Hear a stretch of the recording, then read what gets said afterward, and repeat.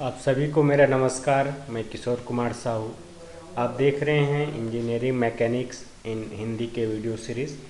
इस सीरीज़ के आज के लेक्चर में हम प्रॉब्लम नंबर 3 सॉल्व करेंगे, जो कि कोप्लेनर कॉन्करेंट फोर्स का प्रॉब्लम है। इसके पहले भी हमने कॉन्करेंट फोर्स से 2 प्रॉब्लम सॉल्व किया हुआ है, उसको आप अच्छे से प्रैक्टिस करिए।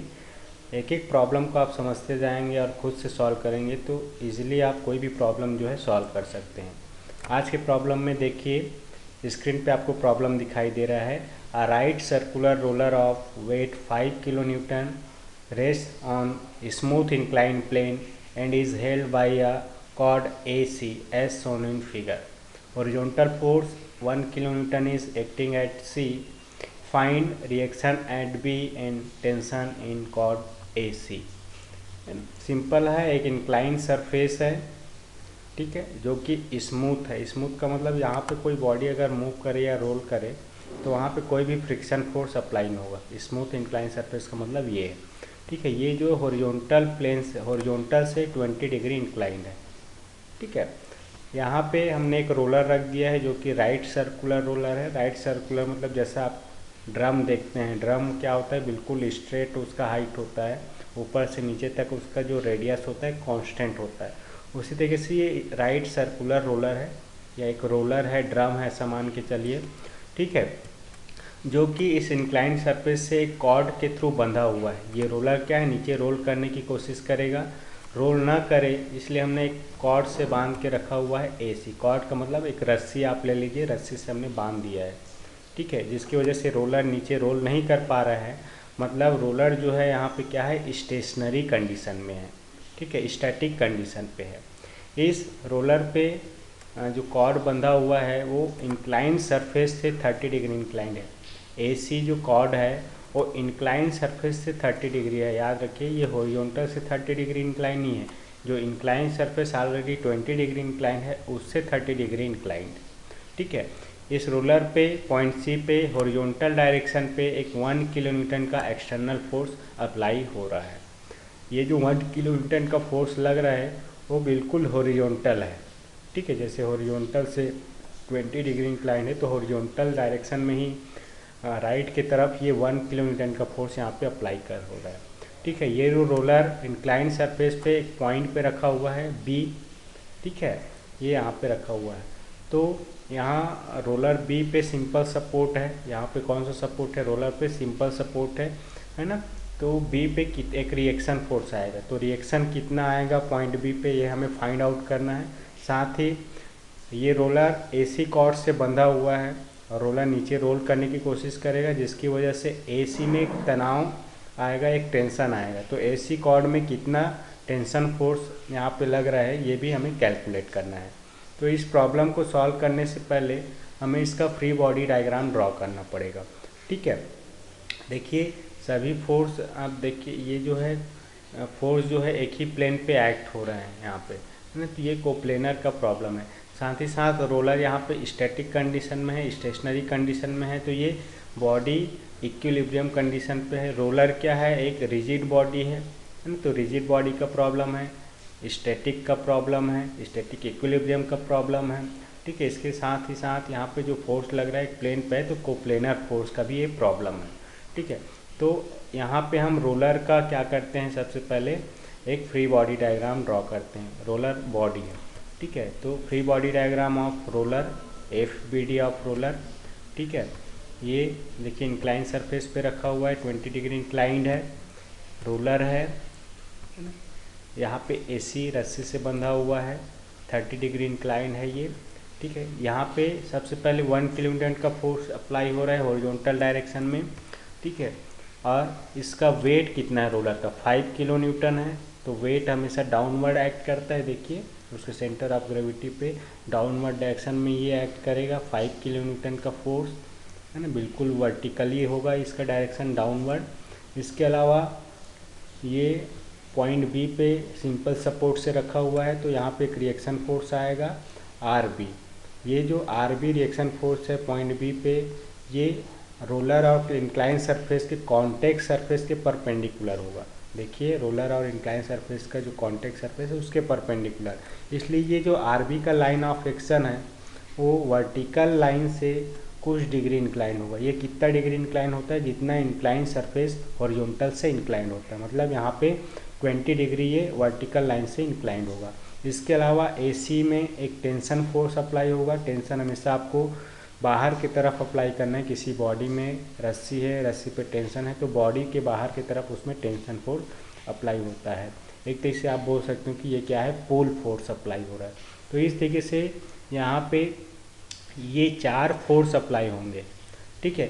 और चारों फोर्स को आप देखिए, हमने सपोर्ट को रिमूव कर दिया है ना, और ये फोर्स को हमने शो किया, तो ये क्या हो गया, फ्री बॉडी डायग्राम, ठीक है। तो इसमें 4 तरीके के फोर्स लग रहे हैं, 4 प्रकार के फोर्स हैं, और चारों फोर्स का लाइन ऑफ एक्शन एक पॉइंट पे मीट कर रहा है, वो पॉइंट है C। इसलिए सभी फोर्स क्या है, कॉन्करेंट फोर्स है, ठीक है। यहाँ पे 1 kilo Newton centre of gravity C पे लग रहा है, 5 kilo Newton centre of gravity C है, तो वहीं पे ये एक्ट करता है।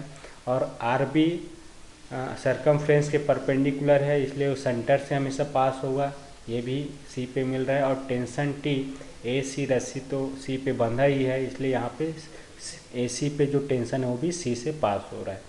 तो सभी फोर्स का line of action point C पे इंटरसेक्ट कर रहे हैं, इसलिए सभी फोर्स आपस में क्या है, कॉन्करेंट फोर्स है। और कोप्लेनर तो ये कोप्लेनर कॉन्करेंट फोर्स का प्रॉब्लम है। यहाँ पे रोलर स्टैटिक कंडीशन में है, स्टैटिक इक्विलिब्रियम कंडीशन में है, तो इन फोर्स को हम क्या करेंगे, इक्विलिब्रियम कंडीशन अप्लाई करेंगे। इसके लिए आपको फोर्स को रिजॉल्व करना पड़ेगा, summation of Fx summation of Fy calculate करना पड़ेगा। इसके लिए आपको ये जो फोर्स ऐड कर रहा है, सभी फोर्स को 2 एक्सिस म्यूचुअल परपेंडिकुलर एक्सिस में रिजॉल्व करके उसको ऐड करना पड़ेगा, ठीक है, जैसा कि हमने लास्ट प्रॉब्लम में किया हुआ था। मान लेते हैं ये RB reaction at support B है, जो कि हमें फाइंड आउट करना है, और T tension in cord AC है, जो कि हमें फाइंड आउट करना है, ठीक है। इसको हम फिर से ड्रॉ कर लेते हैं। आपको केवल एक ही बार डायग्राम ड्रॉ करना है, आपको समझ में आए, इसलिए मैंने आपको बार बार ये प्रॉब्लम में प्रैक्टिस कराया है।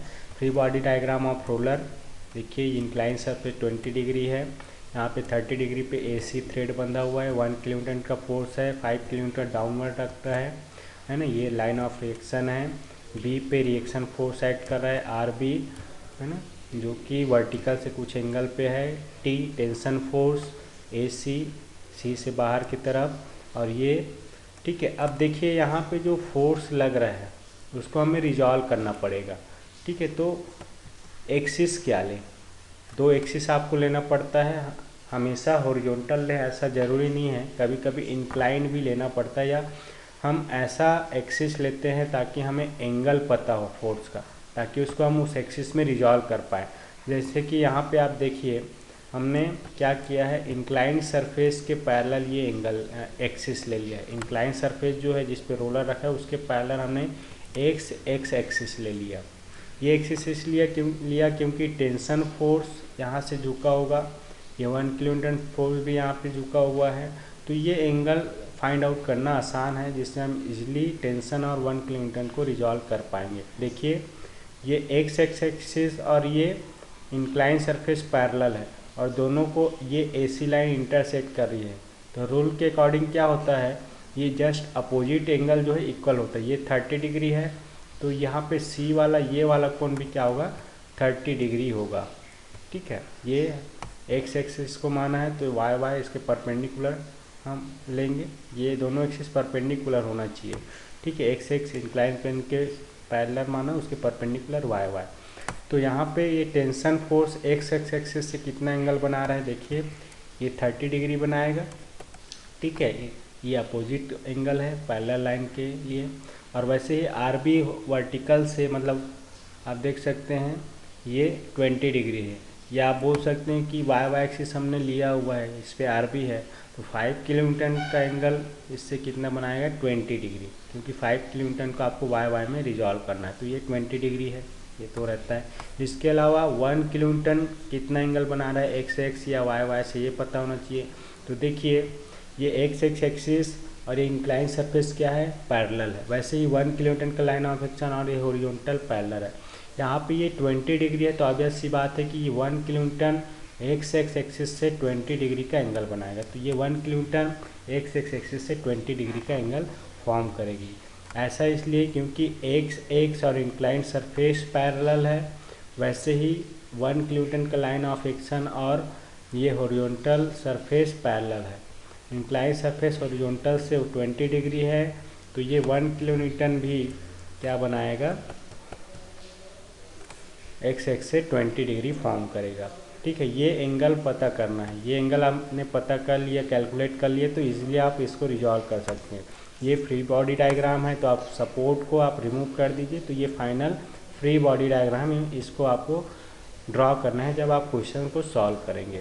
अब करना क्या है, ये एक्स एक्सिस और वाई एक्सिस में सभी फोर्स को रिजॉल्व करके उसको इक्विलिब्रियम कंडीशन में अप्लाई करना है।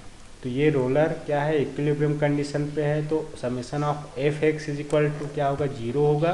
Summation of F Y is equal to भी 0 होगा। ये एक्स एक्सिस में जो फोर्स आएगा उसका सम अलजेब्रिक सम 0 होगा, और वाई एक्सिस में आने वाले सभी फोर्स का अलजेब्रिक सम 0। तो एक्स एक्सिस में फोर्स को रिजॉल्व करिए। देखिए 1 किलोन्यूटन एक्स एक्सिस से 20 डिग्री पे इंक्लाइंड है, तो एक्स से ये कॉस थीटा कंपोनेंट फॉर्म करेगा। तो 1 किलोन्यूटन कॉस 20, इसका डायरेक्शन पॉजिटिव एक्स की तरफ होगा, इस तरफ देखिए 1 किलोन्यूटन। वैसे ही आप देखिए 5 किलोन्यूटन को रिजॉल्व करोगे इस एक्स एक्सिस में, क्योंकि ये यहाँ वाई से 20 डिग्री इंक्लाइंड है, तो ऑब्वियस सी बात है वाई से कॉस थीटा और एक्स से साइन थीटा बनाएगा, और डायरेक्शन पॉजिटिव एक्स की तरफ होगा। इस 5 किलोन्यूटन को रिजॉल्व करोगे इस एक्स में, तो 5 किलोन्यूटन साइन 20 डिग्री, ये पॉजिटिव एक्स की तरफ इसका डायरेक्शन होगा। वैसे ही यहाँ पे टी को आप देखिए रिजॉल्व करेंगे, एक्स एक्सिस में 30 डिग्री बना रहे हैं, तो ये कॉस थीटा और इसका डायरेक्शन निगेटिव एक्स की तरफ। और ये आर बी को रिजॉल्व करने की ज़रूरत नहीं है, क्योंकि ये तो केवल वाई एक्सिस में लाइन ऑफ डायरेक्शन है, इसका डायरेक्शन जो है वाई एक्सिस पे है, तो इसको रिजॉल्व करने की ज़रूरत नहीं है। जो फोर्स लिए गए एक्सिस पे ही है उसका लाइन ऑफ एक्शन, उसको रिजॉल्व करने की ज़रूरत नहीं होता। कुछ एंगल पे वो फोर्स है तब उसको रिजॉल्व करना है। ठीक है, तो F X is equal to 0 क्या हो जाएगा, 1 cos 20 प्लस में, क्योंकि पॉजिटिव एक्स में है, प्लस 5 sin 20, देखिए प्लस 5 sin 20, ये साइन कंपोनेंट एक्स में पॉजिटिव एक्स की तरफ ये डायरेक्शन होगा, ये 5 किलोन्यूटन का, और माइनस टी cos 30, ये माइनस इसलिए क्योंकि इसको रिजॉल्व करने से ये निगेटिव एक्स की तरफ इसका डायरेक्शन आएगा।